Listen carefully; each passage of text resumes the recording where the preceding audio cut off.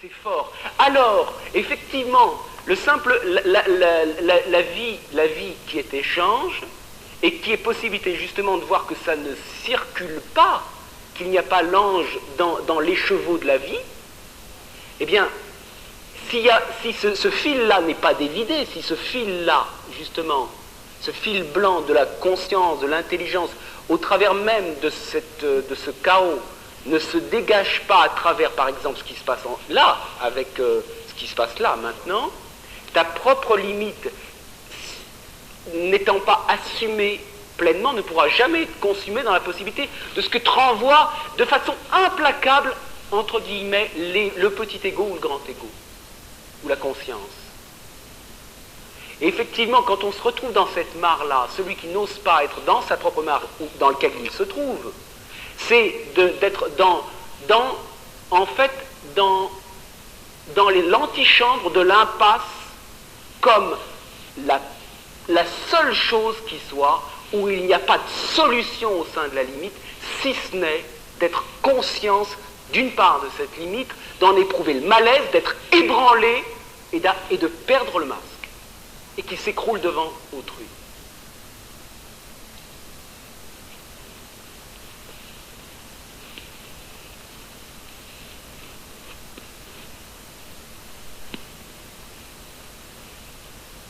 Non, mais j'ai rien à rajouter.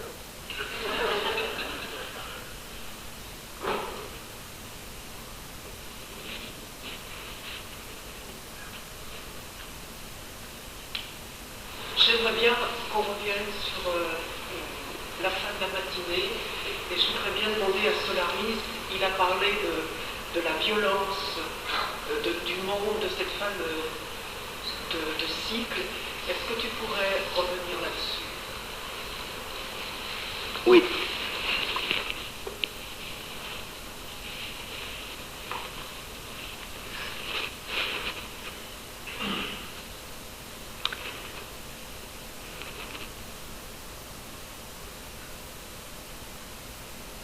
Tel que je vis la chose, tel que je suis conscience de ce qui est conscience, c'est que le monde, le globe terrestre, c'est ce que je vois dans chaque être humain. C'est une totalité qui m'apparaît tout de suite. C'est-à-dire quand je vois un être humain, je vois l'humanité. Donc je ne suis quasiment plus dissocié, je ne le fais pas d'ailleurs, entre un être humain et l'humanité. L'être humain que je rencontre, c'est l'humanité. Ce n'est pas à ce moment-là pour moi une abstraction. Quand je touche, si vous voulez, en conscience, la souffrance d'un être humain, je capte exactement, je dirais, la mission que se donne la conscience à travers son humanité, le monde et le cosmos. C'est quoi sa mission? C'est toute simple, c'est une nécessité d'être révélée à elle-même. Comme tout à l'heure Yvan Amar exprimait l'ensemble du processus pour un individu, ça se passe en fait pour l'individualité planétaire. Quels que soient tous les corps qui sont venus, toutes les époques qui se sont déroulées, c'est une seule conscience et un seul corps qui a œuvré à travers des milliards et des milliards et des milliards et des milliards et des milliards. Très vaste. Maintenant, qu'est-ce qu'une fin de cycle? C'est exactement ce qu'on exprime là, c'est quelque chose qui est en saturation. Il y a un paroxysme. Il y a un paroxysme. C'est un fait paroxystique. Et ce fait paroxystique, qui est dans un individu, mais qui est dans l'humanité tout entière, qui est dans la substance même de la Terre, qui est dans le cosmos, cette chose-là, cette intensité-là, quand elle n'a pas trouvé sa conversion, ou quand elle est en phase d'être trouvée pour la possibilité de conversion, parce que ce qui doit s'accomplir s'accomplira, quoi que je puisse en penser, et quoi que toutes ces milliards de pensées peuvent dire du monde, le monde est à jamais inconnaissable. Seuls nous pouvons, à mon sens, c'est comme ça que je le vis, puisque c'est qu'une confidence dont je fais acte maintenant, et rien d'autre. Ce qui m'anime à ce moment-là, c'est la certitude que ce monde-là, cette intensité-là du monde, l'humanité, l'homme que je suis là, qui est là, que je capte immensément, cette humanité-là, toi, moi, ici, cette chose-là est saturée d'appels travestis. Cette violence, cette fin de cycle, cette possibilité de transition, de passage à autre chose, qui passe par un mourir, révèle dans toutes ces périodes critiques, qu'elles soient individuelles ou collectives,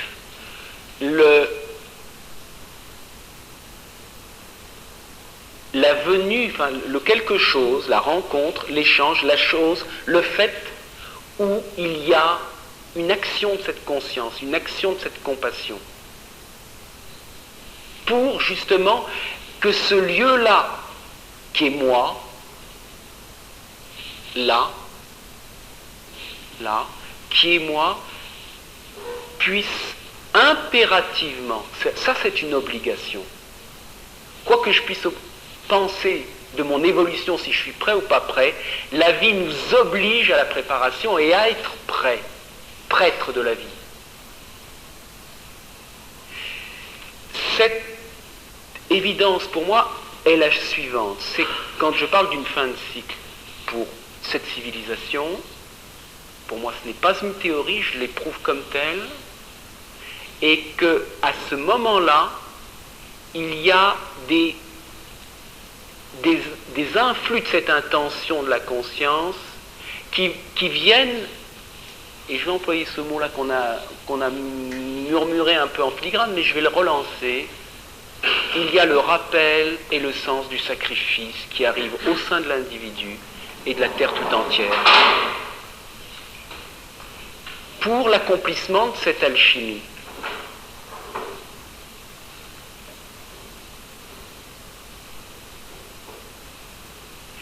Alors, qu'on soit assis sur sa chaise ou prenons la terre tout entière, on n'échappe pas à ce moment-là à cette nécessité, cette obligation, ce caractère impératif de l'amour qui veut se sauver partout où il est. Et il fait tout pour ça, malgré et contre les pensées de l'humanité, qui rôdent autour de la tête de la Terre. C'est ce qu'on appelle une sphère collective de pensée qui n'est rien d'autre qu'une fumée, mais pourtant qui a une réalité comme un essaim de guêpe pour que la conscience se réveille. Donc merci à cette torture, merci à tout le mourir, merci à toute cette violence, merci à toute cette errance et merci surtout à la souffrance pour moi. Vive la souffrance. Pour la libération.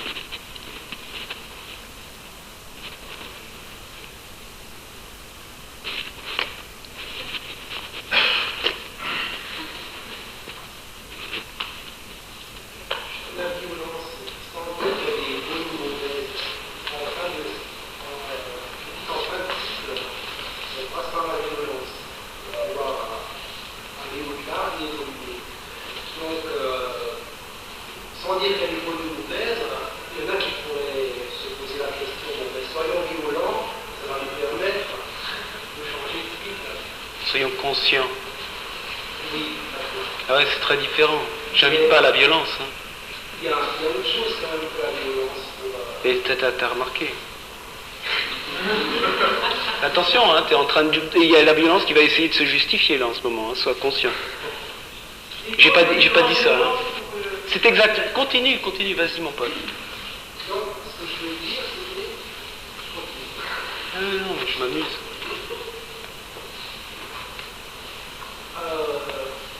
Non, ça a l'air d'être un schéma. Avant de pouvoir passer à quelque chose, on passe par la violence. On passe par la conscience, par la prise de conscience. C'est pas ce que tu disais, mais C'est ce que tu as entendu. Mais qu'est-ce que j'ai pu dire réellement là? Ah ben, j'en sais rien moi.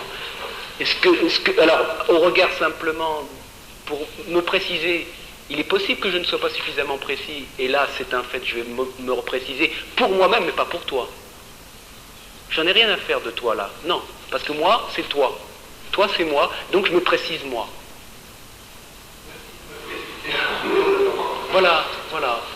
Eh bien, la souffrance est l'eau porte de l'unité, l'opportunité. La souffrance est l'opportunité. La souffrance qui est violence. Hein, et c'est autant de petits mots qui nous disent une seule chose. Mal à l'aise, pas bien, bobo. Non, mais je suis d'accord avec ça. Et par rapport à toi, il y a des aspects. Entre hier et aujourd'hui, on a découvert le solarisme qui est d'intelligence, de compassion, d'amour, de tout ça. Alors qu'il y a 3 semaines, c'était l'agressivité, les insultes. Bien vu. Les gens, j'ai l'impression qu'ils sont Tellement lié aux apparences qu'effectivement. Moi, je me suis rendu compte que vraiment, la race humaine est vraiment. On lui présente, je jouais comme ça, la pensée, elle s'accroche là-dessus, il a fait ça, alors il. Ce qui est important dans cette situation-là, c'est que ce soit le Solaris vu il y a 3 semaines ou le Solaris de cette fois-ci, c'est la façon dont, lorsque nous n'exerçons pas la conscience, nous sommes dupes de l'image à laquelle nous voulons bien nous attacher. Et le côté délicat de répondre à la question à laquelle il vient de répondre, Solaris, c'est que si la personne reste sur le plan de la curiosité pure et d'un scoop sur l'information fin de cycle, elle va repartir avec une information, mais il n'a pas répondu pour qu'elle la garde comme une information. Il faut qu'à partir de cette information, elle exerce une forme de conscience, parce que cette information sans sa conscience, c'est ruine de l'âme. Et de la même façon, l'image que vous pouvez véhiculer de Solaris il y a 3 semaines ou de Solaris aujourd'hui, vous serez autant emprisonné dans un Solaris intelligent, fin et tout ça, que dans le Solaris agressif projeté il y a 3 semaines, s'il n'y a pas l'exercice de la conscience avec. Le 3 quarts des gens, ils préfèrent un Solaris. Exactement. Parce que les totalités des gens préfèrent ne pas être conscients d'eux. Hein? L'étiquette que j'ai mis là-dessus, c'est la spiritualité, sauf on aime ça, il est bien comme ça. De l'autre côté, avec cette forme d'agressivité, je dirais que c'est la spiritualité plutôt hard, c'est vrai qu'il dynamise avec ça, et moi aussi, ça m'a fait bouger, et j'ai pris conscience d'un tas de choses. Je remercie pour ça. Oui. Et ce qui est très important pour nous, c'est de ne pas nous enfermer dans une spiritualité soft ou dans une spiritualité hard. Ce à quoi on est obligé, c'est en face du soft ou du hard, d'être conscient, d'être rock.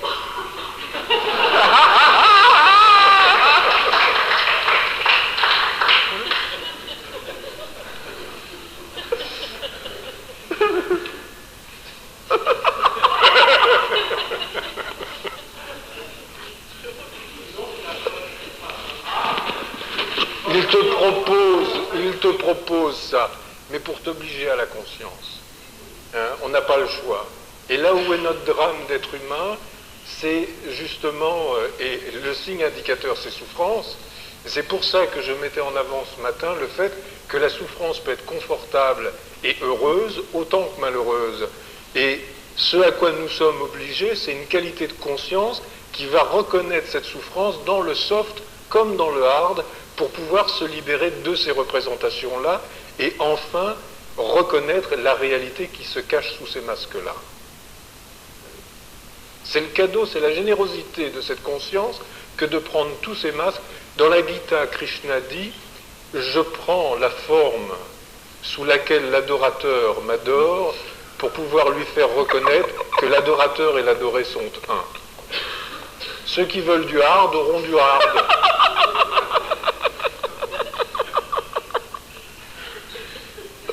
C'est implacable. Hein.